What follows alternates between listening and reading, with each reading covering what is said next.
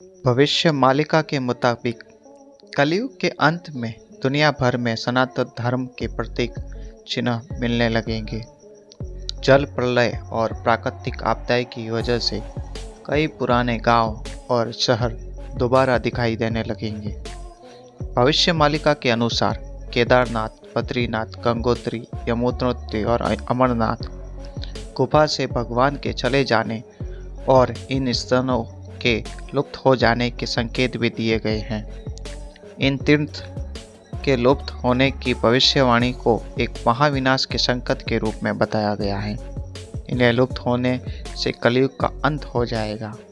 भविष्य मालिका के अनुसार अधर्म के बढ़ने से और प्राकृतिक बदलाव के चलते कई देव स्थान लुप्त हो जाएंगे और कहीं लुप्त होने की स्थिति में पहुंच जाएंगे।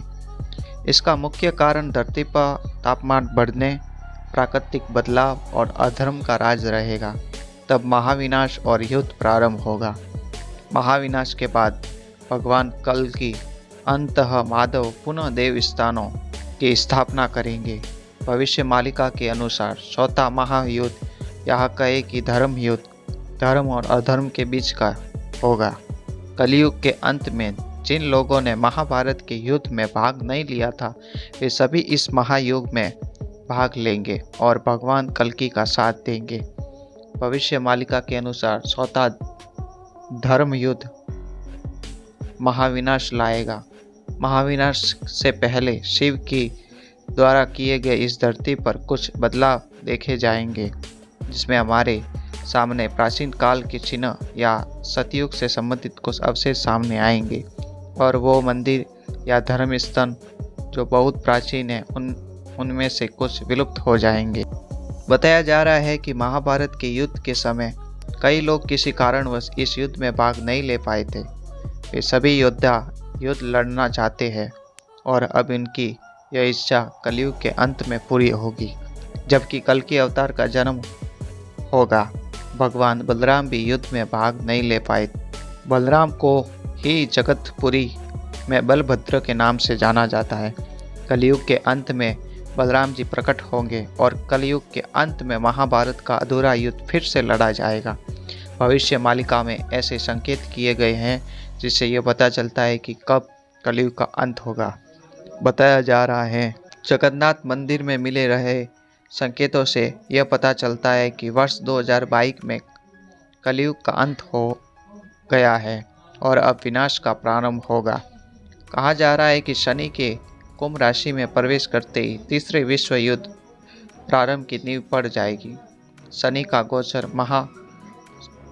मचाएगा तबाही। भविष्य मालिका के अनुसार जब शनि कुंभ राशि में प्रवेश करेंगे तब महाविनाश का प्रारंभ होगा। शनि ने 29 अप्रैल को ही कुंभ में प्रवेश किया है। फिर शनि वक्री होकर 12 जुलाई 2022 को मकर राशि में गोचर करेगा। इस दौरान महायुद्ध की नींव पड़ जाएगी। शनि उसके बाद जब 17 जनवरी 2023 को शनि पुनः कुंभ में आएंगे और 29 मार्च 2025 तक यही रहेंगे। इसी दौरान तीसरे विश्व युद्ध में महाविनाश का पहला चरण प्रारंभ होगा। उसके बाद 29 मार्च 2025 से 23 फरवरी 2028 तक शनि मार्गी और वक्री होकर मीन राशि में रहेंगे। तब जनता त्राही त्राही करके लगेगी। फिर 23 फरवरी 2028 से 17 अप्रैल 2030 तक शनि मेष राशि में रहेंगे। इसी दौरान महाविनाश का दौर खत्म हो जाएगा और एक नई युग का प्रारंभ होगा। इसमें मैंने जो भी बातें बताई है वो 100% आपने महसूस कर लिया है। जैसे कोरोना काल में बहुत लोगों की मृत्यु हुई, चीन में भी महायुद्ध हुआ, चीन में भी बहुत लोग मारे गए। उसके अलावा रशियन देश में भी बहुत लोगों की मृत्यु हुई। जिसमें अगर आपको हमारी ये जानकारी पसंद आ गई हो तो वीडियो को ज़्यादा से ज़्यादा लाइक करिए, शेयर कीजिए और चैनल पे नए हो तो चैनल को जल्दी से सब्सक्राइब कर दीजिए।